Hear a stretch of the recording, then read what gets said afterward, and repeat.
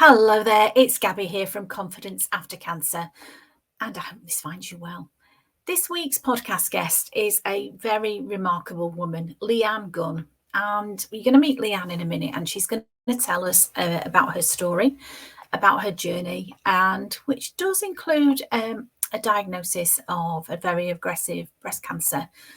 But that's not really been the major factor in her life. And I'm going to introduce you and let Leanne tell her story about what happened to her and the quite shocking events of what happened to her son.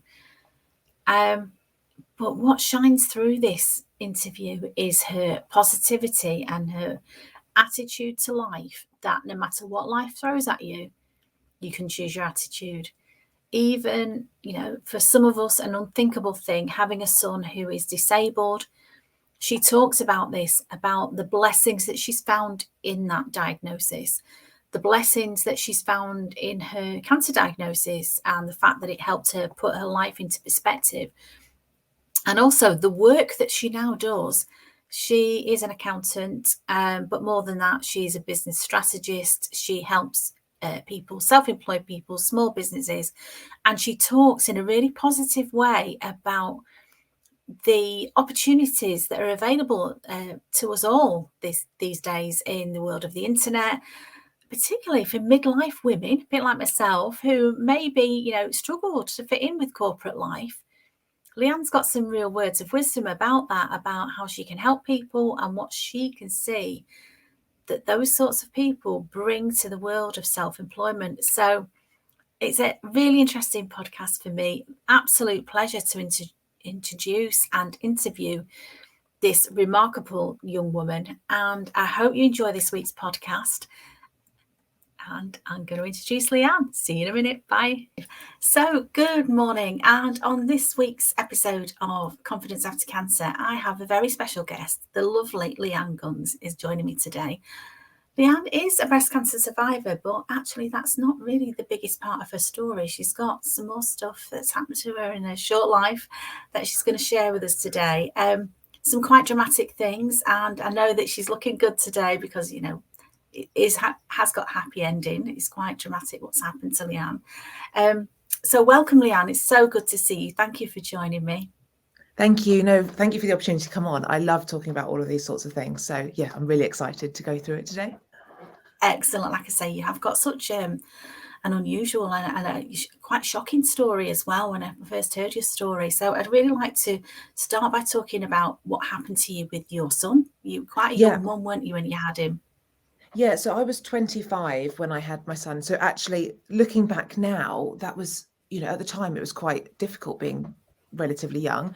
But now looking back, obviously, it happened for a reason because, a few years later, what happened. So I'll start a little bit further on from when I had him. When he was 2, this is 2015 we're talking, so a few years ago now. So when he was 2, my son had a cold. Like lots of children, when they're 2, they get colds, they get ill, you don't think anything of it. And on this particular day that I'm going to talk about, he had his nativity at nursery. So I did not want him to miss his nativity. It was the first one. It was his first year of being at nursery, so a really big event. So being like, I was like, oh, he'll be okay. I'll give him some Calpol and we'll all be okay. Took him to nursery, dropped him off at his nativity, and then I drove to work. And in between that time of me dropping him off at nursery and driving to work, which was like 40 minutes, something like that, I got a phone call when I got there saying, oh, Charlie can't stand up. I was like, no, Charlie's just being silly because he's a bit tired and he's a bit grumpy because he's got a bit of a cold. I said, just get him to get on, he'll be fine. They're like, no, Leanne, he actually can't stand up. I was like, no, I just don't believe you. So they said, no, you need to come back and get him now. I was like, oh God, here we go. So leave work, as you do, like anyone with young children knows, it's really inconvenient when you have to leave your work to go and pick them up from their childcare to take them somewhere. So not thinking anything of it, thinking he was just a bit under the weather, I went back. I was more disappointed that he was going to be missing his nativity. Collected him from school, and the matron was at the nursery. There was a matron, like a nurse at school, that looked after the kids, and she was there with Charlie, and she said, right, you need to take him straight to A&E. And at this point I'm like, oh, maybe actually this is a little bit more serious than what I was thinking. Took him to the A&E department at our local hospital, and at this point he couldn't stand up. And when I say he couldn't stand up, I mean he probably couldn't stand up. It wasn't like he was being a 2-year-old sitting down, throwing a tantrum, saying, I won't stand up. His legs were not working anymore. So from that point, we took him into the hospital, as you do. We had lots of people look at him and they all said, oh, he's got irritable hip. Don't worry, just take him home. This happens with 2-year-olds all the time. We see it all the time. Just take him home, give him a couple of weeks and he'll be back on his feet again. His hips are just hurting as part of growing pains. So we're like, okay, took him home. As the week went on, he was getting worse and worse and worse and worse and worse. So at his worst, he had lost most of the movement in his body up to his neck. So he was floppy, like all over. Looking back at it now, you trust the doctors implicitly, and I still do trust the doctors implicitly, but it was a really quite serious misdiagnosis at that time, but they had just not seen this condition. So do you know what I mean? It's just one of those things. So we took him back to the doctors, the GP surgery, because at that time it was winter. Our local hospital was rammed. The CAU, which is like the children's A&E department, they'd given us a phone number to call, but we couldn't get through to them because they had so many cases. They were back to back. We couldn't get back into hospital. And in the end, the GPs had to phone the hospital on our behalf and say, look, you really need to see this child again. He's quite seriously ill at this point. They managed to get us back in. And just by chance, we saw a doctor that had just been on a training course for my son's condition, and he recognised it straight away. So we were incredibly lucky the second time we went in. And it turned out that, like, I'd never heard this was even a thing. My son had a cold and his immune system had decided to attack his spinal cord rather than his cold. It was as simple as that. And so we went from having a happy, healthy 2-year-old to having a child with a disability, like quite serious disability, within a few weeks. I mean, when this sort of thing happens, obviously, it's like anything that's quite life-changing. You don't really see it coming. You don't expect it. But then from that point, we had lots of hospital stays. Our life was changing forever. So we were actually released from hospital on Christmas Eve 2015. And just by chance, his condition's called transverse myelitis, and it's really quite rare, which is probably why I and nobody else had ever heard of it, including some of the doctors at the hospital ward, because it's literally like 1 in a million. So we got released on Christmas Eve. We went straight down to a specialist in London that the Transverse Myelitis Society had put us in touch with a specialist neurophysio, who we continued to see with the Transverse Myelitis Society support. They were absolutely amazing.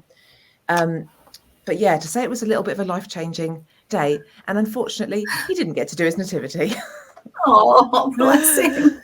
Luckily, they still yeah, I mean, it's one of those things you don't ever expect this happening. And there's lots of things in life that happen, aren't there? Like really most people listening to this are going to have something in their life that they never expected to happen. But yeah, so literally my son got a cold and it left him permanently disabled, which is excellent. But yeah, so that was the real beginning of my story. So that's December 2015. And obviously this podcast is Confidence After Cancer, so you obviously know what's going to happen next. But we went home, we started to learn how to deal with a child with a disability and all the rest of it, and our life changed quite dramatically at that point. Suddenly we were back using buggies and pushchairs and all of those sorts of things, dealing with endless hospital appointments. And then in the April, I found a lump, and I was very lucky in the fact that obviously at this age, I was 28 years old. I was not looking for any signs of cancer. I had no family history of cancer, didn't know anybody else who'd had cancer. I was very lucky that it was in a really obvious place, like right at the top. Otherwise I wouldn't have found it. So then 4 months later, I saw the lump, and then it took me quite a while to actually get the diagnosis, because being 28 and being healthy and fit and young and no family history, people don't tend to think you have cancer at that point. So at that point, it took until the August for me to actually finally get the diagnosis. And so then August 15th, on my husband's birthday, we got diagnosis, and they told me there's 3 things it could be, Leanne, and it isn't 2 of them, and the third one's cancer. So like, great, thanks for that. So then off I go. So yeah, exactly. So this is where it comes in, like, you get one blow with your child suddenly becoming disabled, and then 6 or so months later, you've got cancer, and suddenly the world looks very different, doesn't it? It really does. It really does. You must have thought at some time, why me? Why? What have I done to deserve this? Do you know, I never thought that. I literally, that was one thing that got me through, actually, was during all of this, I think I was so focused on my son that it made it easier for me. I never thought, why me? I never thought I was going to die. If anybody had said to you, oh, you're actually, this is really serious, Leanne, my cancer was really, really aggressive, really aggressive. And apparently that's quite common in younger women, that the cancer's really, really aggressive. But I was lucky in that because it was in such an obvious place. I had 4 tumours, I could only see one of them. But because it was in such an obvious place, I'd spotted it early. But I never had that sort of attitude of, oh gosh, why does this all happen to me? I never had this attitude of, oh, well, I'm going to die. I never ever focused on that at all. And I think mindset is so important in these things, isn't it? Like, absolutely. If you've got all of this stuff. I agree. And sometimes people think it can be called, what's the word? Toxic positivity. It's not just think happy thoughts and everything's going to be wonderful, but you do get to choose your attitude. Life 100%. Will throw these things at you that you never would have chosen in a million years, but you get to choose how you react. Yeah. And I think if you'd have told me, like, even 5 years before that, before you're 30, your son's going to have a life-changing condition, you're going to have cancer, you're going to have your life is going to be completely flipped on its head, I would not have believed you. Like, it just things like that don't happen to you, do they? They happen to other people, not to you. Absolutely. But having that attitude, and I found, actually, for me personally, I found it quite difficult to go to things like, for example, the cancer groups. There was an amazing group of young women who volunteered and voluntarily set up a breast cancer support group locally to me. Everybody was under the age of 40. I found these things quite hard to go to. That we were quite lucky in Norfolk that we have loads and loads of options for cancer support. But personally, I just thought I was going to be okay, and I didn't want to sit there and talk doom and gloom with loads of people. So for me, that sort of thing wasn't really an option. And I think people often can't understand why you would be so positive through it, but for me, that's just the way I was. I just carried on, and I actually found it really comforting to look at the short term. So with me, everything was focused on the next 2 weeks, because in my treatment, and I don't know whether this is fairly unique to me or whether this is quite common, but everything seemed to have a 2-week deadline on it. 2 weeks to get your test results, 2 weeks to get your treatment plan, 2 weeks to get this. There's a lot of 2 weeks going on, isn't there? So if you just look at your life in 2 weeks, it made it much, much easier.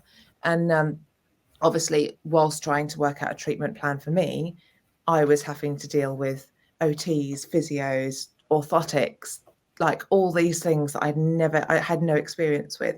And being the parent of a disabled child now, I'm very confident in all the things I have to do. I'm very confident with the never-ending forms. I'm very confident with all of these things. But as a mum to a disabled child, as a new parent carer, you just don't know. So my time was very much tied up with filling in forms. I did a lot of form filling in the early days. And it sounds exhausting. I mean, breast cancer at the best of times is exhausting because, what it does to your mental state. There is so much to learn.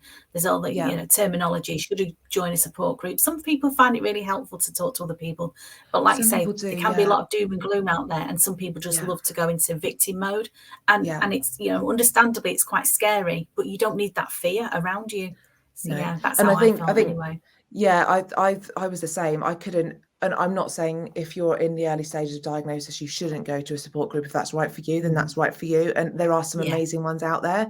But for me personally, the cancer was almost secondary. Like my priority was my son and getting him sorted out. And I did go to support groups with him, but I didn't go to anything for myself. And I was also quite lucky in that I have an amazing best friend who stepped in and kept, helped us no end. I have a big family. I had, so I was quite in a lucky position. And I know, again, not everybody has that. So, finding this place of support is really important for some people, but it just wasn't for me. I couldn't listen to the victim mentality at all, because it was so far removed from where I was at that time. It's interesting what you said as well about the family and friends, because you really do find out, at a time like that, who will step up for you and who's there for you. And again, it count your blessings. I know it's such a cliche, but it does make you count your blessings and realize how very fortunate you are. Yes, these terrible things have happened, but some people, you know, managing these things on their own, or not without that lovely, you know, warm network that you've got. So thank goodness you had that around you to support you. But thank goodness as well, I think that you found that inner strength to focus on your son and get what he needed, and to fight with the forms. And I can imagine it's a nightmare if you're not familiar in that world, but navigating that as well. Yeah. It's a whole new world, and particularly nowadays where funding is so short and the kids still need all this stuff. The kids still grow out of wheelchairs and you have to fight for a new wheelchair. The kids still grow out of, you know, literally every single thing that you need for your child as a parent carer, you have to fight for. And it's just, you have to just keep going with it. And it's almost similar to battling cancer in a way. And actually, in some ways, the cancer situation was one of the best things that ever happened to me, because it completely changed my outlook on life. It completely changed everything I do. I know that I can do whatever I want to do, like 100%. I have got that confidence now. And I know that a lot of that came from this diagnosis that I had, and the process that we went through as a family meant that now there's very little that's going to break me. Do you know what I mean? I can take on the world and it'll be fine, because we've done this. And that's great to hear. Well, and I think one of the things I say, the biggest thing mistakes that I see people making after a diagnosis or anything bad that happens, is living in fear, because that's not living to me. You know, it's given, like I say, you probably always had that inner strength, but now you've seen it and you know it's there, and you know you can draw on it. So and I think if you are finding it difficult to find that strength, then what I found really good was just focus on the short term. Don't think 6 months down the line. Think today, tomorrow. Like when I was going through chemo, I still worked, and I refused to stop working during chemo because I needed something to keep me sane, because my life had literally been turned on its head, and I was on a 3-week cycle. So I'd have a week chemo on the Monday, be really ill for that week, you know, like whatever, everyone probably listens to this knows how ill you are when you're having chemo. And then I would go back to school, go back to work on the second week and the third week, and then have the third one off again. So I would be constantly rotating this. And actually, that's how I had to focus. Chemo week, I had to focus on getting to Wednesday. If I got to Wednesday, I could start to function again. And then if I got to Friday, I'd be able to like stand up and get out of bed and stop being sick and things like that. And then if I got to Monday, I'd go back to work. Do you know what I mean? So you just focus on the short term. Don't think 6 months, a year down the line, my life is going to be like this, because I can guarantee you can't predict what your life is going to be a year down the line, because this is going to change everything, isn't it? So yeah, absolutely. I'm very much like you. I worked through my treatment as well, and well-meaning friends were saying, "Oh, do you think you should be working?" But it gave me focus. For that time, for a short period of time, I go to work, back in the day, put my suit on, and I felt like a normal person, if you like, not a patient, not a victim, not a cancer patient. So mentally, it did a lot for me. But obviously, you've got to balance your energy levels. But that is key, isn't it? I think I like that as well. The focusing on the short term, because we can all do that. We can all worry about what's going to happen in the future, but actually, just focus on today. Have a good day today, and the next week. If you plan out your next week to expect good things to happen. And don't you think that's true in life, just in general as well? Like, it doesn't have to be in cancer mode that you think like that, but you never know what's going to happen. And I think my story is key in this. For so much having such a short space of time, you never would have expected it. But before then, I never really never really understood how lucky I was. And then afterwards, hang on a minute. Life's too short. Why are you worrying about this stuff? Absolutely, life is too short. That is a great sort of mantra, isn't it? To think about other things you used to stress about, really trivial things that don't matter. Look at the big picture. Look at how lucky we are. We've got families. We've got children. We've got we're here, enjoying life. So that's really good. One of the things I wanted to talk to you about, Leanne, is I know that you are passionate about inclusion. And I know I've heard you talk about this before, and I'd like you to just explain a little bit. What does that mean? Why are you so passionate about it? So inclusion is basically giving everybody a level playing field to start with. So the best way, I've seen a really, really good image on inclusion, and I'll try and explain it the best I can. But basically, if everybody needs to look over a really tall fence to see what's on the other side of the fence, everybody's boxes that they need to stand on to see over the fence are going to be slightly different to, like, heights, basically. So you're going to have tall people. I'm quite tall, so I probably wouldn't need a box. And then you'd have somebody next to me who might need a massive box because they're really small. So inclusion is that box. It's giving people the tools to be able to enter the world on a level playing field. And this doesn't just mean in the world of disability, like physical disability. I'm not just talking ramps, like I'm not just talking lifts, accessibility things. I'm talking across the board. And I think I'm pleased that my son is born in an era where inclusion is even spoken about, because obviously, I have family members who have disabilities and their time probably wasn't as easy as what it's going to be for my son. And I'm not saying it's easy for him, because it is not. We still live in a society where inclusion is not at the forefront of what we do, but it could be anything. So, for example, allowing somebody who has a disability, whether that be a physical one or, like a neurological issue or whatever it might be, to enter the workplace. This is a massive thing. Why should somebody with a disability be paid less than somebody without a disability? Why should they be taken advantage of more than somebody without?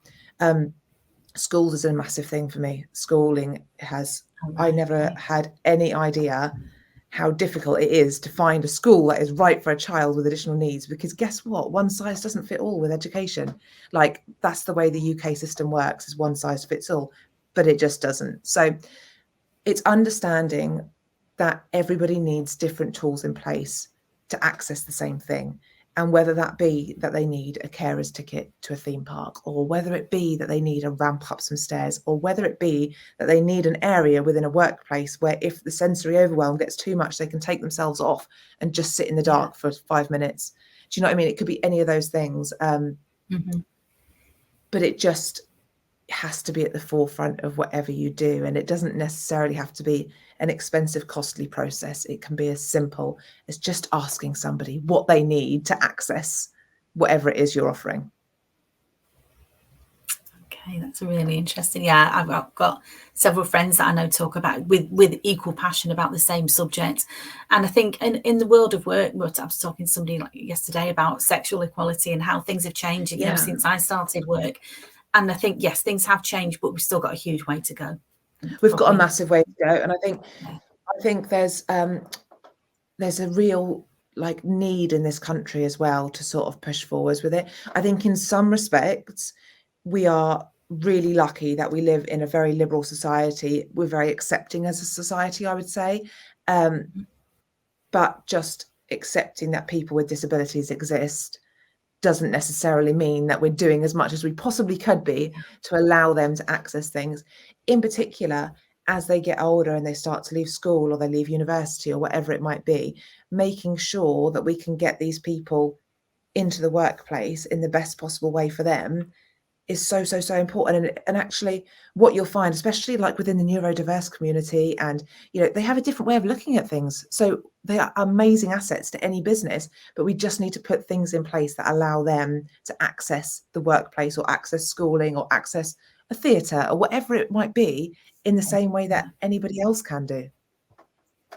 Love that. Okay, thank you. Your passion shines through. You can tell I know. I start running on one. Sorry. It's absolutely fine. That's why we're here to talk about these things.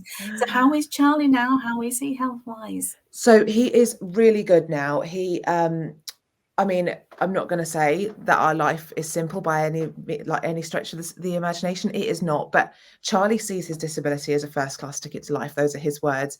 He thinks his disability is amazing. And we had a situation last year where he thought doctors were trying to fix him and make him not disabled anymore. And he was like, I don't want to not be disabled, because he can't remember ever not being disabled, for a starter, but he sees it as his superpower almost. He can whiz in his wheelchair faster than his friends can run. He can, do all these things. He gets to jump queues and, all this stuff that he sees as a real positive.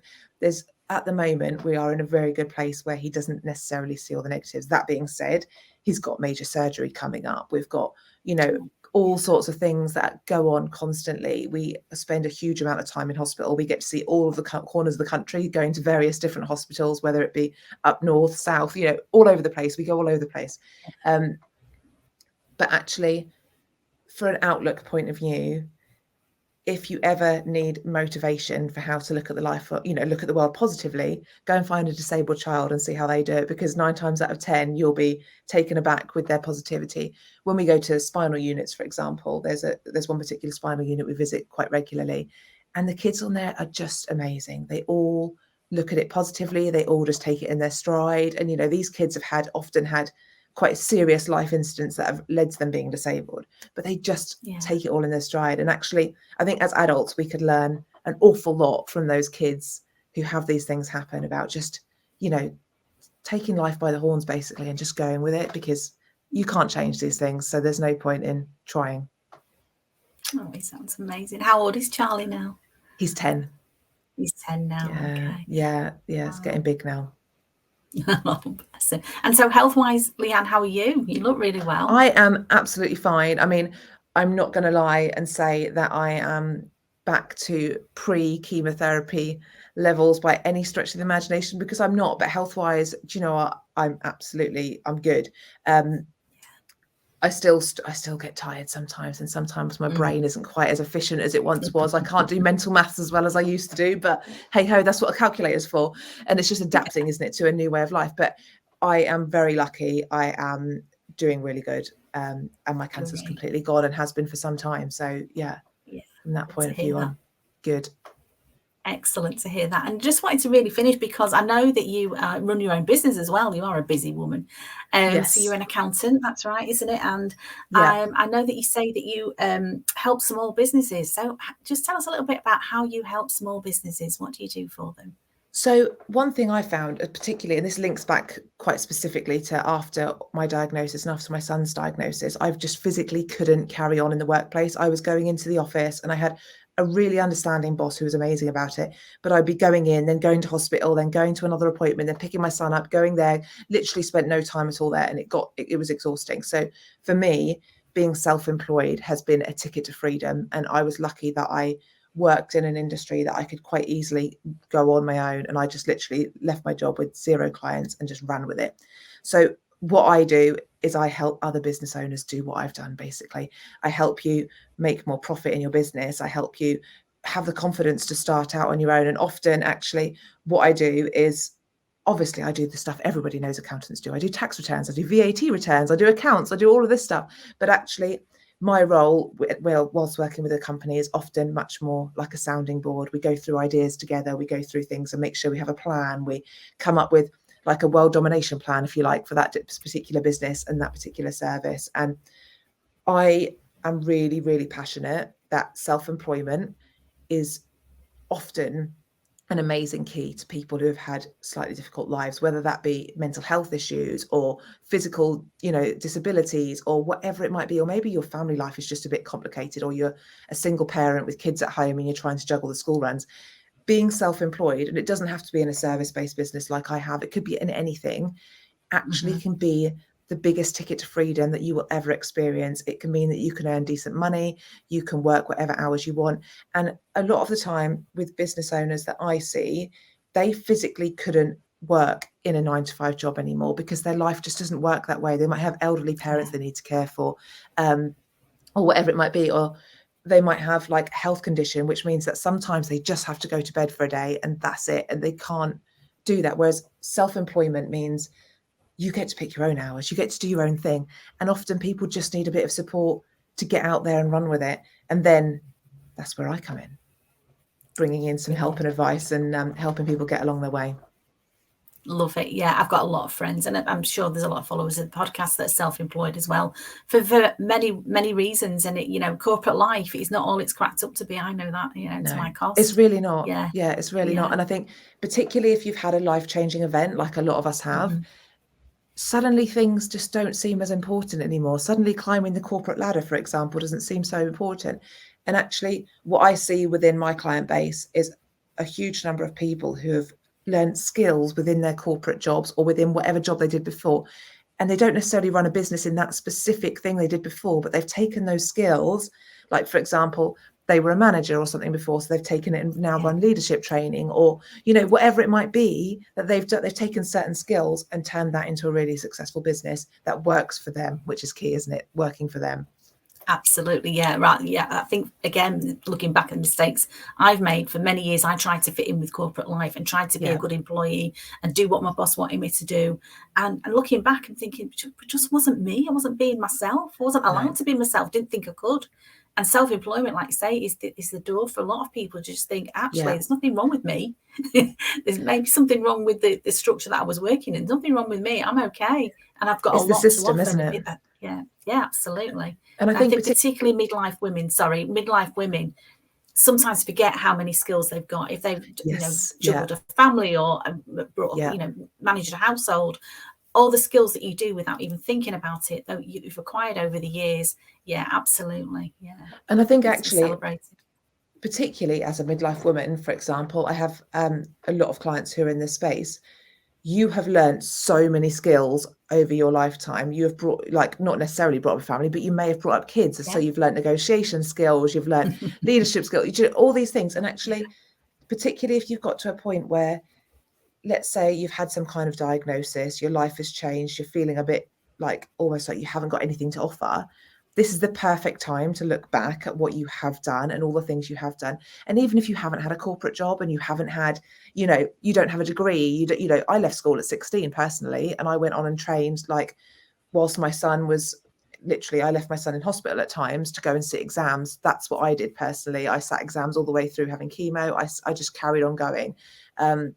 So whilst I'd been an accountant for a long time, that really spurred me on to carry on. And actually what you find is people get to a certain point when they just don't see the value in what they can offer anymore. And that is such a shame, because these are the people with the skills that can make a massive difference in the world. And we live in an era now with the internet and the online industry. There has never been a better time to start your own business than what there is now. People go on, like cost of living crisis or financial instability and all of this other things. There are people making millions and millions of pounds regardless of all of those situations. And now we have the tools where you don't need to go and get a physical shop and set up on the high street now. You don't have to go and get a market stall. You don't have to show up in person. You can come up on the internet, set up a business, and literally the next day, with very little outcome, you can be a self-employed person making money. And that's why it's so important now to have those options and just believe in yourself that actually you can do it. Because if I can do it, anybody can do it. Yeah, belief is huge. Yeah, and I think probably do another podcast just on the subject of belief. Yeah, because it's key to so many things. But so much good advice in there, Leanne. Thank you so much. It's been lovely talking to you. And I just really want to say, I'm going to obviously put your website and any contact details in the show notes below. So anybody wants to get in touch with Leanne, they can do. What is the best way for people to get in touch with you? So if you look me up, I'm on Instagram, so it's at the little @ sign, The Profit Hero on Instagram, or I also have a free Facebook group if you are a business owner, which is Progress to Profit with the Profit Hero and Strategy Angel. If you want to come and join us in there, we have lots of free training and support in there as well. That sounds amazing. And yeah, like you say, so much needed in this day and age. Yes. It's been lovely talking to you. Thank you so much. I'm hoping we'll talk again, because it felt like we could talk all day. Definitely. Have a brilliant day. Thank you. Have a brilliant day. Thank you for coming on my podcast. It's been brilliant. Take care, my lovely. Love to Charlie as well. I hope you both stay well and keep on being as wonderful as you are. Thank you so much. Take care. Bye-bye. Bye.